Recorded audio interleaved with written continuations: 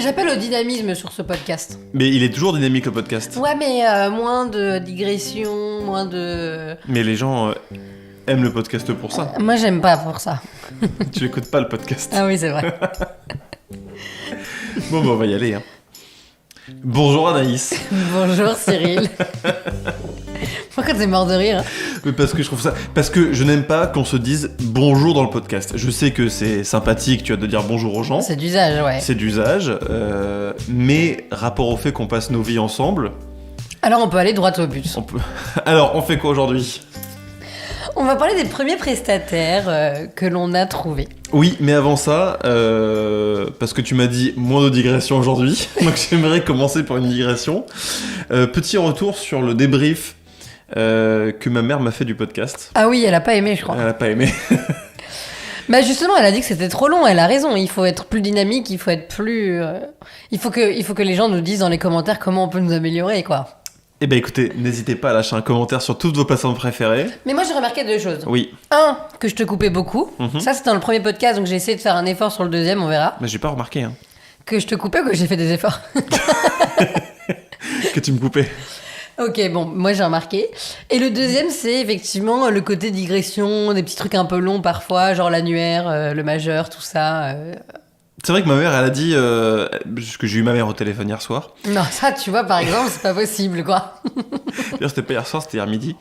Et elle m'a dit, d'ailleurs, le dos du milieu, on appelle ça... le majeur. Le majeur. Et à côté, c'est l'annuaire. Parce que dans le premier épisode, effectivement, on se posait la question du nom des doigts, un peu comme des élèves de CE1. Et voilà. Donc je propose qu'on aille droit au but. On aille droit au but. Comment ça va aujourd'hui, Anaïs ? Bah super. Et toi ? Ça va super. Ok. Il va être bien monté ce podcast, je sens. Donc aujourd'hui, on voulait vous parler des prestataires. D'où le nom de ce 4e épisode, Et si on trouvait des prestataires ? Trouvé en direct, à l'instant même. Alors, pour vous expliquer un petit peu, vous avez entendu le deuxième épisode où on racontait un petit peu la recherche du lieu du mariage. Et ce lieu a imposé un traiteur. Donc le traiteur, on l'a pas cherché. On l'a trouvé, mais on fera sans doute un épisode où on vous raconte ce qu'on a mangé le jour où on l'aura dégusté. Bien sûr, ça me paraît normal. Voilà, par contre, tous les autres, on les a cherchés. Ouais. Mais en vrai, on n'en a pas tant non plus. Non, on n'a pas tant non plus. Bah, là, on voulait surtout parler du pôle image. Comme on l'a appelé. À savoir le photographe, la photographe. Et la vidéaste. Voilà. Et le pôle son. À savoir notre régisseur. Ah oui, c'est vrai. Ben oui. Qu'on embrasse. Oui, après, c'est pas un prestataire. Non, mais on va vous expliquer, vous allez tout comprendre. Et notre DJ. Exactement. Voilà. Et parce que, alors, on peut dire qu'il y aura un autre prestataire auquel on fait appel, mais on réserve la surprise à nos invités. Ça, c'est un projet secret. Ça, c'est un projet secret. Et notre Et autre projet secret, c'est un livre. On avait le podcast, mais c'est bon, c'est moins secret du coup.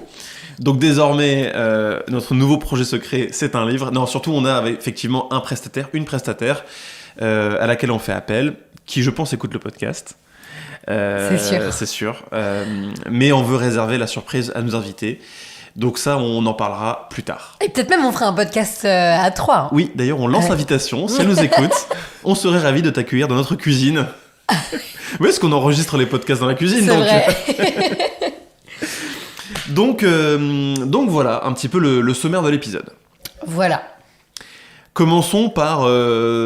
qui est la première personne qu'on a trouvée ? En fait, c'était la photographe. C'était la photographe parce que c'était naturel et c'était logique. La photographe, c'est Jeanne. Jeanne Raymondet. Jeanne.Raymondet sur Insta. Ouais. C'est la photographe... officielle du couple, exactement. C'est vrai que tu m'as coupé la parole, là. Ouais, c'est vrai. C'est la photographe officielle du couple. C'est elle qui nous a fait les photos de la demande en mariage. Et d'autres photos encore avant. Elle est hyper sympa. Ouais, elle est très bien. Elle est très bien. Déjà, son travail est de très grande qualité. En fait, c'est surtout ça. Enfin, elle est très sympa. Ça n'en gâche rien, mais son travail est de grande qualité. Peut-être, oui. Ouais. Non, je t'en prie. Si, vas-y, n'hésite pas à me couper la parole. Non, mais c'est... après, il y a différents styles, forcément. Et c'est vrai que Jeanne, elle a un style un peu sombre, mais mais qui fait ressortir les moments d'émotion, les lumières et tout. Enfin, je sais pas, elle arrive à faire un truc hyper joli. Et en plus, lorsqu'on a fait les séances photos, elle nous guide, mais sans être trop présente non plus. Et ce qui rend le moment super agréable. Et du coup, comme on avait aimé les photos... C'est ça. Absolument.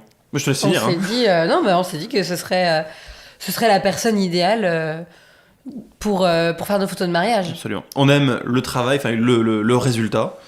Et on aime la personnalité en fait. Ouais, le moment. Elle est très conviviale, douce, discrète, mais en même temps, elle nous demande les choses qu'elle veut pour que les photos soient belles ensuite. Donc voilà, nous on Puis a. elle est à l'écoute. Pardon ? Elle est à l'écoute aussi. Ce qui rend les choses agréables dans le sens où, par exemple, on avait en tête parce qu'on a fait des fois des mariages où il n'y avait pas forcément les photos de l'ensemble des invités, ou en tout cas des invités un peu clés, par exemple la famille, etc. Et du coup, le fait de pouvoir être à l'aise de lui demander et qu'elle soit ouverte sur est-ce que tu peux photographier particulièrement nos parents, nos amis, les nos personnes. Témoins, ouais. Voilà, c'est agréable aussi. Absolument. Donc voilà, ça finalement pour Jeanne, ça n'a pas été très compliqué à trouver. Non, elle n'a pas été très dure à trouver à partir du moment où on se mariait. Par contre, quand on l'a trouvée pour la première fois, pour le premier shooting photo, là c'est vrai qu'on avait galéré à trouver quelqu'un dont on aimait le travail. Ça c'était toi, ouais. Et moi je l'ai trouvé par hasard pour le coup. Parce qu'effectivement, on peut peut-être que les gens vont écouter ce podcast pour savoir comment on trouve les gens. Donc peut-être qu'on peut aussi donner concrètement ça. Pour le coup, Jeanne, moi j'adore la photo, je pratique la photo. Cyril.dd sur Insta, n'hésitez pas à aller vous abonner. Et pour le coup, j'ai beaucoup de photographes en recommandation sur Instagram. Certains dont j'adore le travail, certains dont j'aime moins le travail, et voilà. Et Jeanne, pour le coup, je l'ai trouvée complètement par hasard. On adorait le travail, et je t'ai montré ses photos, tu m'as dit j'aime beaucoup. Elle était dispo pour des shootings, et c'est comme ça qu'on l'a rencontrée. À la base, c'était juste un one shoot, quoi. C'était vraiment. On pensait pas qu'on referait elle après plusieurs fois, et au final, on a refait elle plusieurs fois. Et heureusement qu'elle était dispo le 14 mars, du coup. Hein. Oui. Après, nous, c'est vrai qu'on a eu cette chance, c'est que comme on prépare notre mariage longtemps à l'avance, au moment où vous écouterez ce podcast, on sera à J- un peu moins d'un an, J-9 mois, un truc comme ça, 10 mois, je sais pas quand est-ce qu'il sort ce podcast, mais là, au moment où on enregistre le podcast, puisqu'on l'a fait longtemps à l'avance, on est à plus d'un an du mariage, donc on a calé les prestataires aussi très très en amont, et du coup, c'est vrai que pour le coup, tout le monde nous a dit il me reste la dispo, surtout qu'on se marie en mars, qui n'est pas le mois le plus demandé. C'est clair, ouais. Donc, pour la photographe, voilà. Après, elle avait plusieurs formules mariage, je crois 3 formules mariage, plus ou moins complètes. C'est vrai que nous, on a demandé à ajouter des petites choses, notamment en termes d'horaire, parce qu'on voulait qu'elle commence un peu plus tôt. Qu'on ajustera, si besoin, en fonction du début, de la fin. Mais oui, en gros, elle va nous suivre du début des préparatifs avant la mairie jusqu'à la première danse. C'est ça. Et pareil, ça tu l'as un peu raconté, mais effectivement, on lui a demandé de se concentrer sur certains invités encore plus particulièrement, comme tu disais, nos familles, nos amis très proches, etc. Ne vous inquiétez pas, les autres invités, vous serez également photographiés par Jeanne. Mais effectivement, on a déjà vu des mariages de certains amis où quand tu regardes les 500 photos, t'as 2 photos et demie des parents, des mariés. Ouais, ça c'est pas possible. Et c'est vrai que surtout toi qui es, nous deux, mais toi qui es très très très très très famille, tu ne supporterais pas. Non, parce qu'il faut des souvenirs des personnes quand même les plus proches, les plus importantes et les plus symboliques aussi. Donc oui, c'est certain. Puis c'est vrai que je pense qu'on le redira dans d'autres épisodes. Je sais pas si on fera un épisode où on l'évoquera plus largement, mais nous, pour les photos, on va demander à nos invités d'un peu doser, de pas trop sortir leur téléphone tout le temps, parce que justement, on a une photographe, une vidéaste, qui seront là pour faire des très belles photos, des très belles vidéos, donc on a envie que nos invités profitent du moment, et et qu'il laisse la partie photo à un prestataire. Ouais. C'est ça, ouais. Donc voilà, en gros, la promesse, la contrepartie, c'est que tout le monde aura aussi les photos du mariage et aura des photos, des belles photos sur lesquelles ils sont aussi, mais... Absolument. Non, mais par contre, on parlera après. Peut-être on parlera aussi après du. Non, on fera un podcast peut-être budget plus global. Je pense qu'il y aura un podcast budget. Ouais. Où on parlera de ça. Ok, du coup le pôle image se décompose certes de la partie photographie, du département photographie, mais également le département vidéaste. Et là, je te laisse la main pour en parler. Ça aussi, ça a été compliqué. Alors à la base, ça j'avoue que c'est plutôt mon truc. Ouais. Toi, ça te paraissait pas être un indispensable. D'ailleurs, je sais pas si ça te paraît... C'est plus une question de priorisation de budget parce qu'à un moment, chaque prestataire s'ajoute et donc forcément, c'est des prix qui sont élevés. Et effectivement, moi, je me voyais pas... Enfin, si ça avait été que mon mariage ou quelqu'un qui n'était pas intéressé par ça, j'aurais pas mis 3 000 € ou plus dans le... Ouais, plus même dans le pôle image. Dans le pôle image, ouais. Oui, parce qu'après, il y a le photobooth, etc.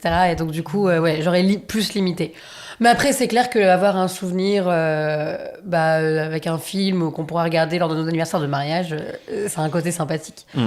Et pour le coup, effectivement, moi je trouvais ça trop bien et assez important d'avoir une vidéo du mariage, quoi, un film du mariage assez long. Moi j'aime bien les trucs un peu longs qui font une demi-heure, 40 minutes. Et c'est vrai que quand on a commencé à budgétiser, qu'on s'est dit peut-être qu'on va avoir du mal à faire rentrer tout ça, je t'avais dit mais moi si tu veux je le prends, c'est mon cadeau de mariage à toi-même. À moi en couple quoi. Mm-hmm. Et bon au final on a décidé de pas faire comme ça et de l'inclure dans le budget, de se débrouiller autrement, mais effectivement pour dire un peu l'importance que ça représentait pour moi, j'étais prêt à le prendre en charge intégralement. Ça a été très généreux. Bien sûr, très généreux. Ça en vrai, ça n'a pas été simple. Pour le coup, ça n'a pas été simple. Alors après, on n'a pas non plus galéré 6 mois. Pardon ? Moi, je m'en suis pas du tout occupée. Tu t'es occupé d'autre chose, mais déjà parce que on aime le style d'image comme fait notre photographe, c'est-à-dire assez sombre, mais c'est pas sombre noir quoi, c'est sombre chaleureux. Enfin allez voir le travail de Jeanne Raymondet pour vous rendre compte un peu de quoi on parle. Jeanne pour Raymondet sur Insta. C'est vraiment ça qu'on aimait et on cherchait un peu le même genre de choses pour la vidéo. Et on en a trouvé, notamment une très vite. Mais quand je lui ai fait une demande sur Instagram. Et en fait, elle m'a répondu qu'elle travaillait uniquement en binôme avec son photographe qui était son ami ou son partenaire, enfin je sais pas qui c'était. Mais pour le coup, nous, on voulait pas travailler on voulait pas quelqu'un d'autre que Jeanne sur notre mariage. Ouais. Donc, du coup, on a oublié l'idée de cette vidéaste-là. Et je sais même pas en termes de tarifs, parce qu'effectivement, je l'avais trouvé sur mariage.net.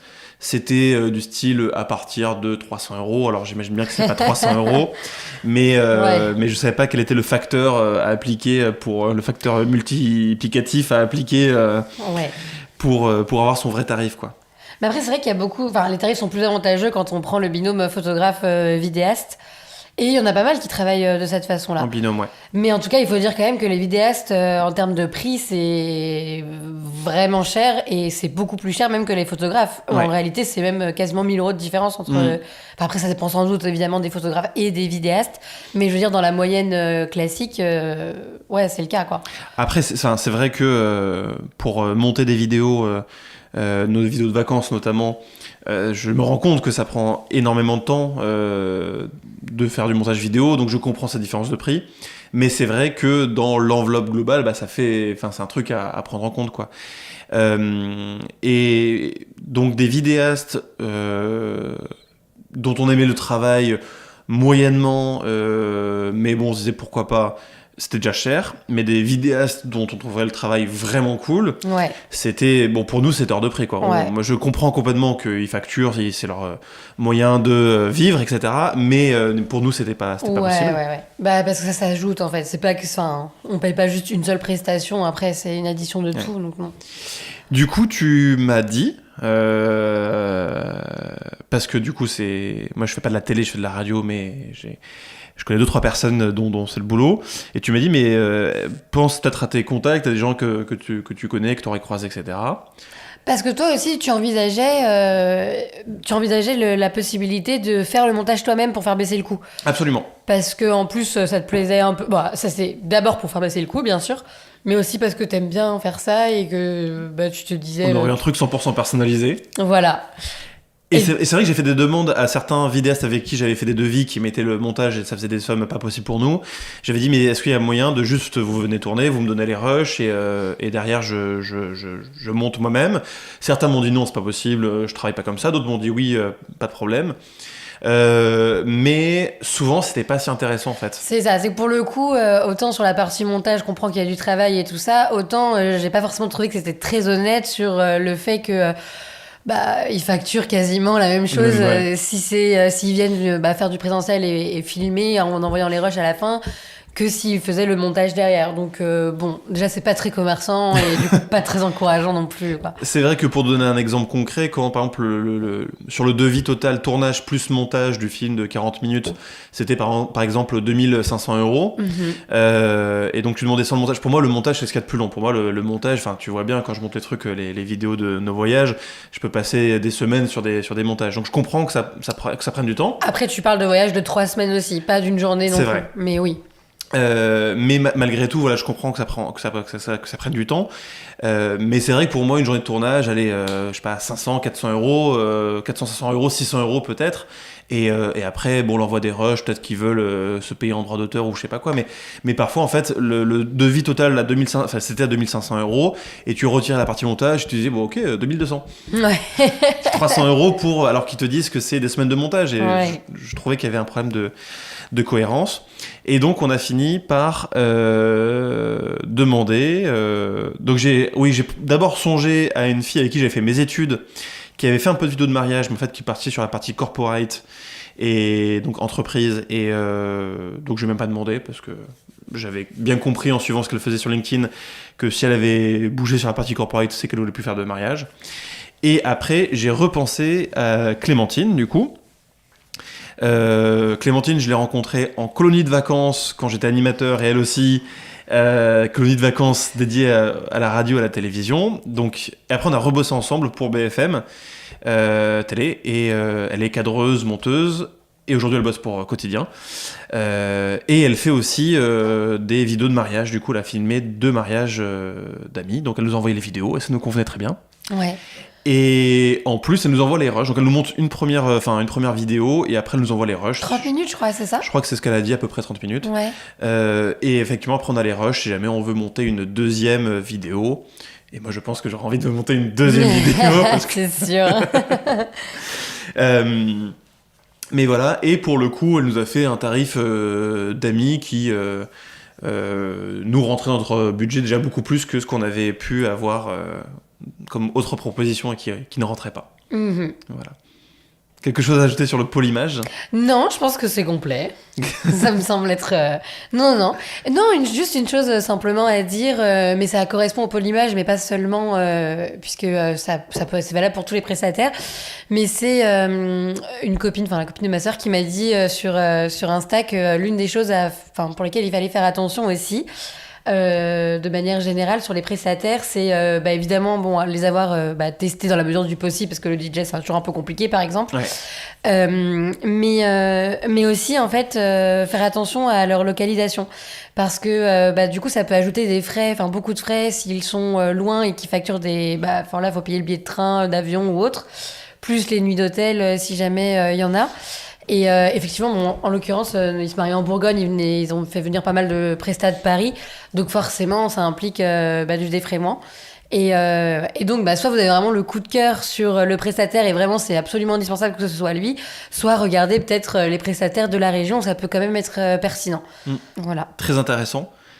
Et moi, j'avais autre chose à ajouter. Et pour le coup, ça, c'est une expérience qui est arrivée à une amie qui s'est mariée...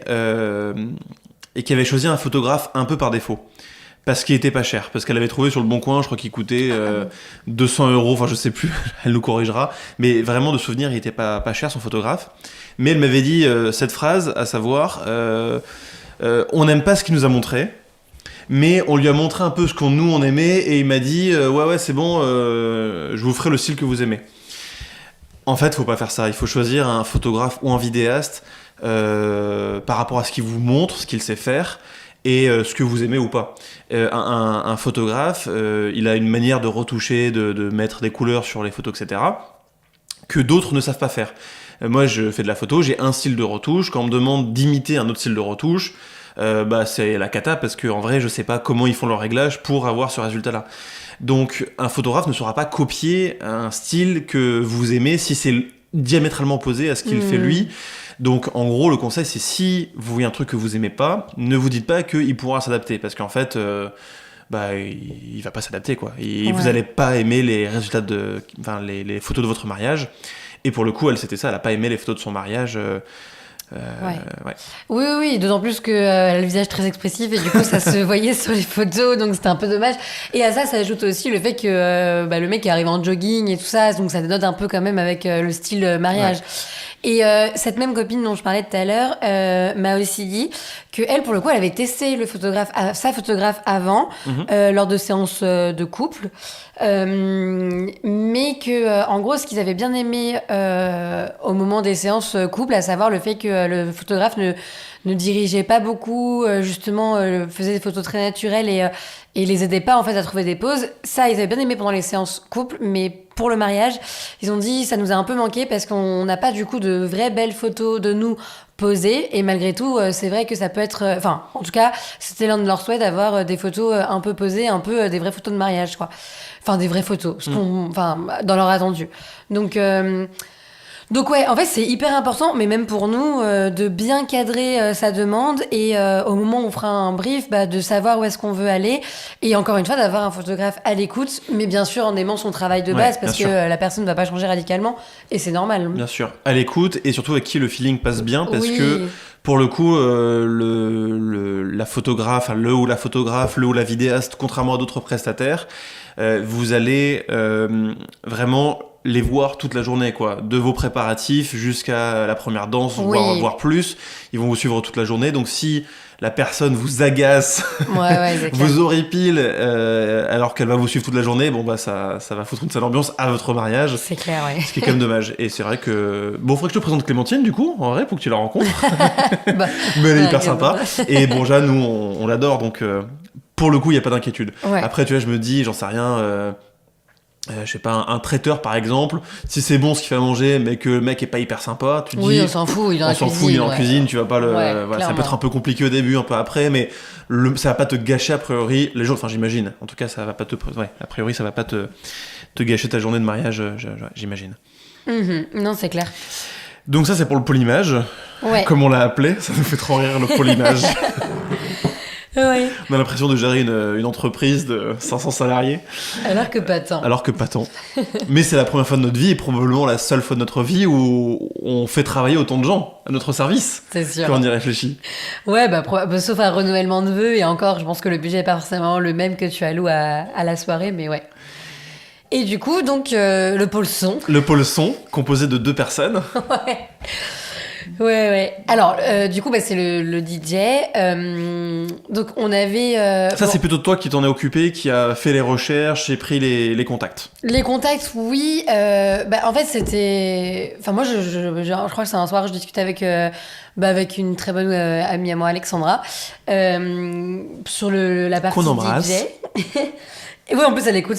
Bah oui. Et qui avait dit, nous, en vrai, son mari, en fait, est régisseur, et du coup, il a du matériel son. Et donc, il nous proposait de nous le mettre à disposition gratuitement, donc de manière très, très, très, très conviviale et sympathique, pour nous faire diminuer, en fait, le prix de la prestation DJ. Seulement, nous, on n'avait pas forcément de contact DJ non plus, donc on lui a demandé un peu s'il avait des gens à nous recommander. Il nous en a recommandé un, et pour la petite histoire, c'est marrant parce que, en fait, quand on a regardé son profil Facebook à ce DJ, c'était le même DJ que celui du mariage dans lequel on s'est rencontrés il y a quelques années. Il y a 5-6 ans, ouais. Voilà, et du coup, donc on l'a contacté, on a discuté, très sympa et tout ça. On nous a envoyé son devis, qui était un tarif qu'on a trouvé quand même relativement élevé, compte tenu du fait qu'il faisait un prix d'amis lié à son ami Aïe, du coup, ouais. Le mari d'Alexandra. Exactement. Donc on a trouvé le prix un peu élevé par rapport au fait qu'il y avait cette réduction faite grâce au mari d'Alexandra. Et voilà, après ça rentrait dans notre budget, mais en tout cas on avait eu un bon feeling, on savait qu'il avait pas fait de dinguerie, nous on n'avait pas de grandes exigences sur le DJ, en tout cas on connaît pas forcément dans ce milieu, donc en gros on voulait pas qu'il y ait l'animation, tourner les ronds, les serviettes ou je sais pas quoi, et on recherche pas particulièrement de l'animation, on veut de la musique, on veut une bonne ambiance, et on veut qu'il fasse ce qu'on lui dit au moment de la cérémonie, des éventuelles cérémonies, et voilà. Donc voilà, on a cet échange là. Toi, t'avais bien aimé aussi, Moi, je pense. je trouve plutôt convivial, plutôt... voilà, l'échange est très, très cordial. Je me dis pas que ça a l'air d'être le meilleur DJ de l'univers. Mais je me dis que le taf sera fait. Et effectivement, comme tu disais, on l'avait vu effectivement mixer pour la soirée, le mariage de Léa Lamy, qui c'est... voilà, ce que tu disais, quoi, le mariage auquel on s'est rencontrés. Et il y avait pas, enfin, on n'avait pas vraiment de souvenirs de cette soirée, simplement que l'ambiance était bonne, que les gens avaient dansé, C'est ça. que la musique, il y en avait pour à peu près tout le monde, pour tous les goûts. Et nous, c'est un peu ce qu'on recherche, quoi. On n'est pas des gros clubbers, on n'est même pas du tout des clubbers, donc on n'a pas une recherche particulière d'un type de mix où on n'y connaît rien du tout. Et du coup, après, comment ça s'est passé la suite ? Du coup, après la suite, on a quand même voulu comparer en fait avec d'autres D'autres DJ. devis, ouais. Et d'autres devis, mais d'autres DJ aussi surtout. Et donc on a eu une liste qui a été donnée par le lieu dans lequel on va se marier. Et donc on a contacté ceux qui correspondaient aussi dans nos prix, puisqu'il y avait des à partir de tel prix, et puis il y avait des beaucoup plus élevés, donc ça on n'a pas contacté. Je me souviens plus combien ils ont recommandé au total. Je sais pas, 4-5 je dirais. Ouais. Et donc on en a contacté un, on n'a pas eu particulièrement le feeling de notre côté. On a eu l'impression que c'était pas forcément tout vrai ce qu'il disait, en tout cas sur la quantité de mariages qu'il prétendait avoir fait durant l'année écoulée. Dans notre lieu de mariage. Il nous dit, j'ai fait 24 mariages au manoir. Et en fait, 24 mariages, si on compte, ça veut dire une semaine sur 2 sur l'échelle de l'année. Ouais. Et comme les mariages, en gros, c'est de mai à octobre, on va dire, ça veut dire qu'il a fait tous les mariages de l'année dans ce lieu, quoi. Et ça nous paraissait quand même être un peu un mytho. Un peu surprenant. Un peu excessif. Mais bon. Et puis pareil, on lui demandait s'il y avait un style de musique qu'il aimait mixer plus que d'autres. Non, moi je mixe tout, je suis bon dans tout, je suis excellent dans tout. Oui, mais enfin, personne n'est excellent dans tout. Et moi, je peux entendre cette réponse de je fais tout, mais des trucs que je préfère. Et c'est pas parce qu'il préfère mixer, j'en sais rien, de l'afrobeat, qu'il va nous passer de l'afrobeat. Mais moi, je voulais un peu savoir quel était ce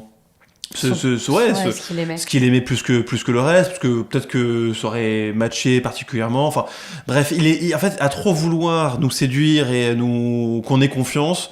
Je trouvais qu'il disait rien de lui, rien de sa manière de voir les choses, et puis il balançait plein de termes techniques que pour le coup je comprends, parce que mon travail c'est la radio, donc c'est pas si loin du son, et donc il y a quand même des trucs que je comprends, et c'était vraiment balancer des termes techniques pour balancer des termes techniques en l'air pour nous impressionner, parce qu'en fait c'était pas du tout impressionnant de dire qu'il branche le XLR sur la table de mixage. Bon il y a rien de foufou, quoi.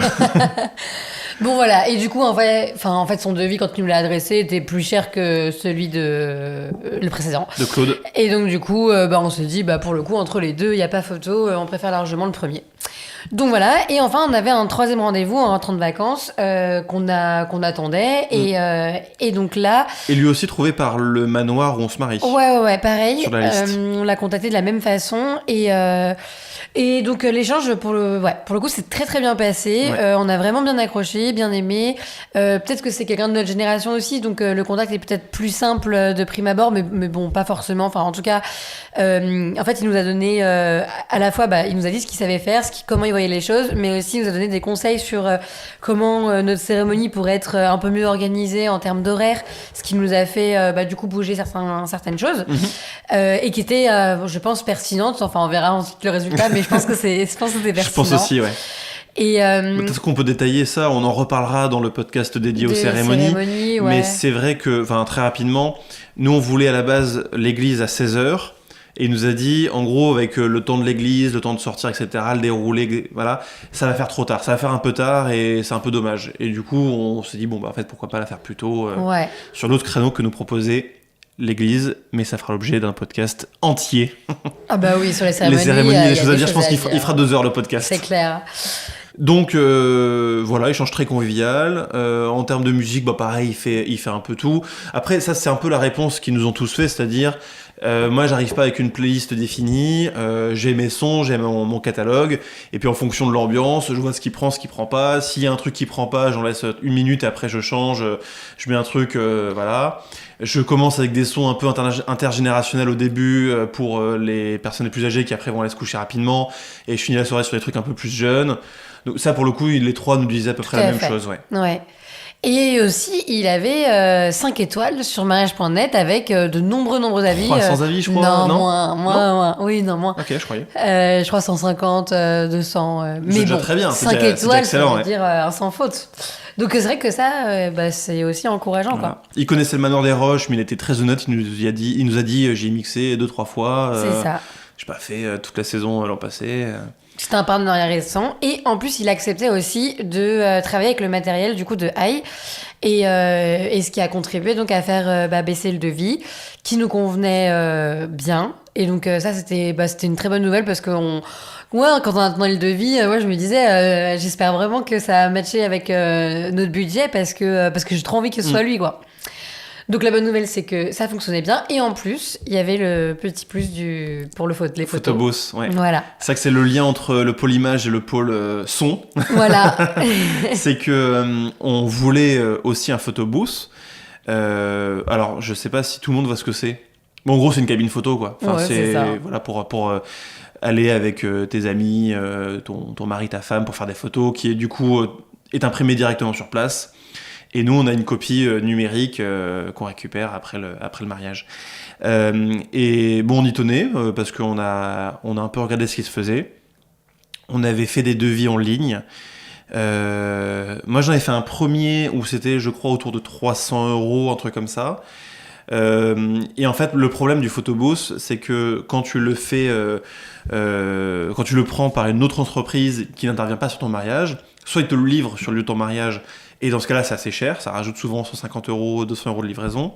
Soit tu peux l'avoir autour de 300 €, voire un peu moins, mais ça implique d'aller le chercher à 100 km, de le ramener le lundi matin, ce qui est faisable, mais ce qui est, je pense, quand tu prépares un mariage ou quand tu viens de te marier, un peu contraignant, un peu lourd, parce que tu as 12 000 autres trucs à gérer en plus, donc autant faire au plus simple. Et j'avais fait un premier devis où c'était comme ça, et j'avais fait un second devis en ligne parce que j'avais vu une pub sur Insta ou sur Facebook. Là, pour le coup, c'était pas cher. Je crois que c'était 190 € avec la livraison et l'étiquette que tu mettais sur le truc pour le renvoyer par la poste, enfin par comment ça s'appelle, un coursier, un transporteur, voilà.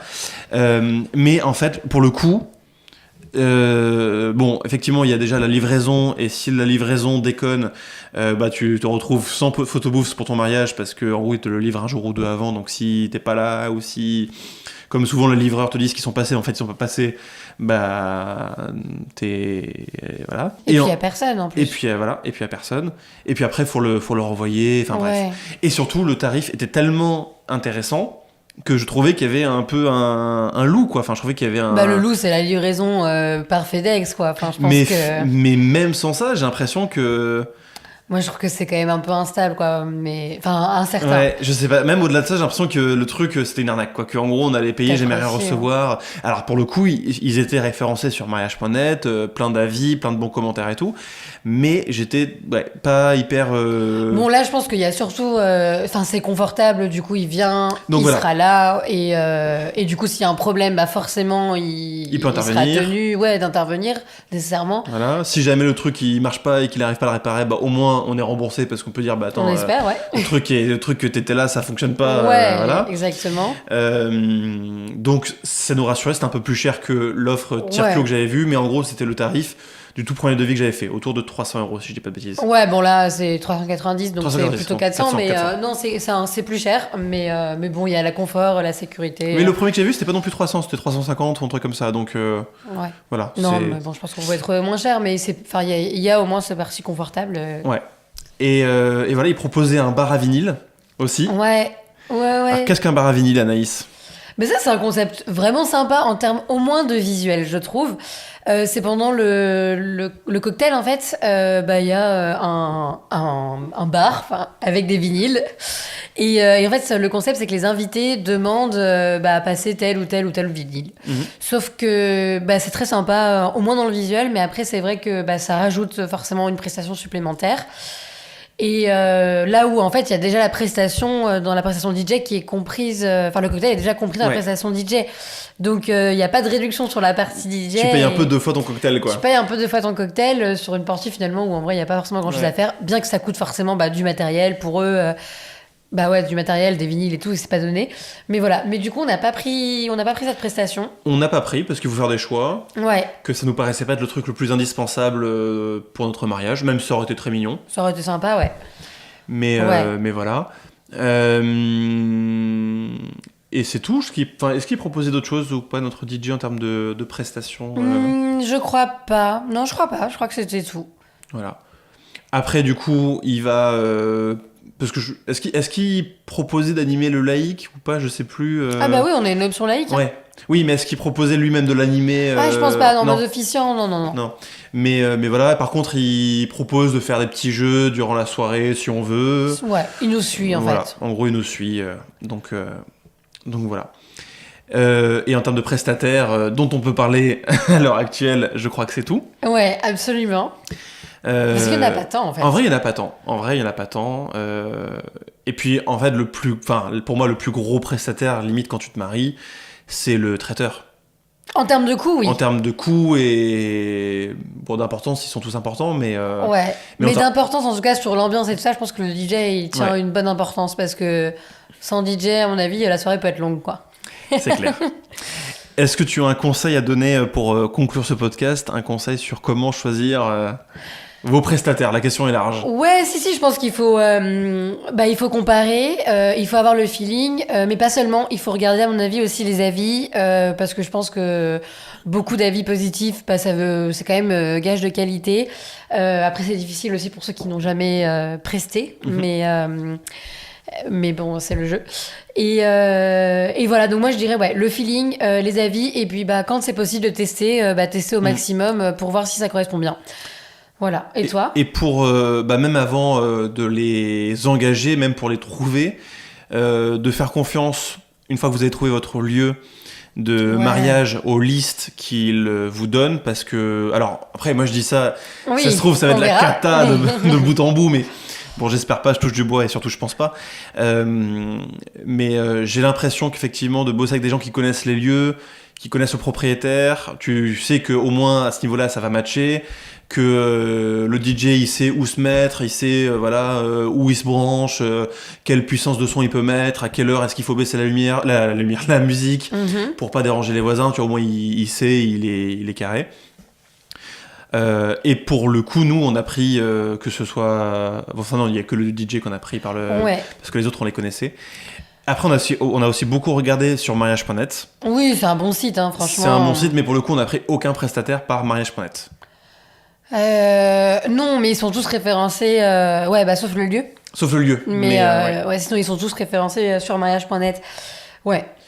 Et sinon, si vous avez des gens que vous connaissez, dont vous aimez le travail, parce que c'est encore plus simple. C'est le bouche à oreille. Ou peut-être aussi de demander à des gens qui sont mariés dans votre région récemment, s'ils recommandent la personne avec qui ils ont travaillé. Nous, pour le coup, on n'a pas trop fait appel au bouche à oreille, parce que le DJ qu'on aurait pu avoir recommandé, on l'a pas pris au final. Ouais. Mais c'est sûr que si on avait été à un mariage, on sait rien, pour l'an passé, et on aurait vu un DJ incroyable, sans doute qu'on l'aurait contacté, quoi. Ouais, c'est clair. Donc voilà. C'est la fin de ce podcast, je crois. Voilà. Et donc, du coup, la conclusion ? La conclusion, c'est déjà de vous dire de vous abonner. Voilà. De mettre 5 étoiles. Au moins. Je crois que c'est... De quoi ? De l'écouter jusqu'au bout. Hein. Bah, s'ils sont arrivés là, a priori, c'est vrai, ouais. ils sont arrivés jusqu'au bout. Donc, de mettre 5 étoiles, de vous abonner, d'aller... on a mis un peu dans la description du podcast tous nos réseaux sociaux. Instagram, YouTube, LinkedIn d'Anaïs. On parlait la semaine dernière de la passion d'Anaïs pour LinkedIn. Donc, n'hésitez pas à la demander en contact sur LinkedIn. C'est limité à 500, non, LinkedIn ? Ah, j'en ai plus. Ah ouais ? Non, okay. C'est juste que les 500 sont affichés, je crois. Ah oui, ok. Peut-être que je dis n'importe quoi et que je connais pas si bien LinkedIn, il faut que je passe plus de temps dessus. Voilà, YouTube, etc. Bref, abonnez-vous de partout. Et si, mais en vrai, je pense qu'on va faire une adresse mail du podcast. Je sais. On va ouvrir une adresse mail du podcast parce que moi j'ai envie que vous me racontiez votre recherche de prestataire. Ouais. En vrai, s'il y a des conseils, ouais, c'est vrai. ou si on a dit des conneries, bah, n'hésitez pas à nous embrouiller, à nous dire. Et Ouais, carrément. Et même à faire des retours sur ce qu'il faut écourter, ce qu'il faut développer et tout ça. Voilà, n'hésitez pas. Mais soyez pas trop méchants non plus. Oui, voilà. Après ça en bloc. Hein. Il n'y a pas d'histoire. Hein. Et peut-être que si on a des mails, du coup, on fera un courrier des lecteurs. MDR. Toi, t'es ambitieux. Hein. Bien sûr. Et qu'est-ce que je voulais dire d'autre ? Oui, je voulais dire quelque chose qu'on n'a pas raconté dans l'épisode d'il y a 2 semaines. C'est que tu m'avais offert des fleurs. Et j'avais beaucoup apprécié l'intention. Pourquoi je raconte ça ? Parce que je pense que ce podcast, c'est aussi pour nous qu'on le fait. Une sorte de petit carnet de route de nos préparatifs de mariage, et que je serais ravi de entendre que tu m'as offert des fleurs quand je réécouterai ce podcast dans 100 ans. Tu mériterais d'être jeté d'ailleurs. Ouais, c'est du mimosa, il commence à faire un peu la tête. Ouais. Ah oui, et puis ce qu'on peut dire aussi, et juste après on conclut, c'est qu'on a décidé de passer sur une formule bimensuelle. Voyons le succès fulgurant du podcast. Mais non, mais parce qu'on a plein d'idées. Enfin, on a envie de faire plein de. En fait, c'est un super moment en fait à faire à deux. Et du coup, effectivement, quand on était en train de boire un verre vendredi soir, on s'est dit non, c'est insuffisant. Il faut qu'on maintienne notre communauté. Et en vrai, ça nous fait kiffer aussi, surtout. Donc on passe à 2 épisodes par mois. Et surtout, où est-ce qu'on buvait un verre vendredi soir ? À la compagnie des vins sont naturels. À savoir. Le lieu où on s'est vu pour la deuxième fois, mais notre premier date. Notre premier date, voilà. Comme chaque année, on fait un pèlerinage. Non, on le fait au plus moins souvent, une fois par an. Oui, peut-être 2 mais fois par an. Mais plus qu'un pèlerinage, c'est juste un bon moment. Ouais, non, mais en vrai, oui. Donc merci d'avoir écouté ce podcast, cet épisode. Bisous, je t'aime. Bisous à vous et Anaïs. Bisous, je t'aime et bisous. À bientôt.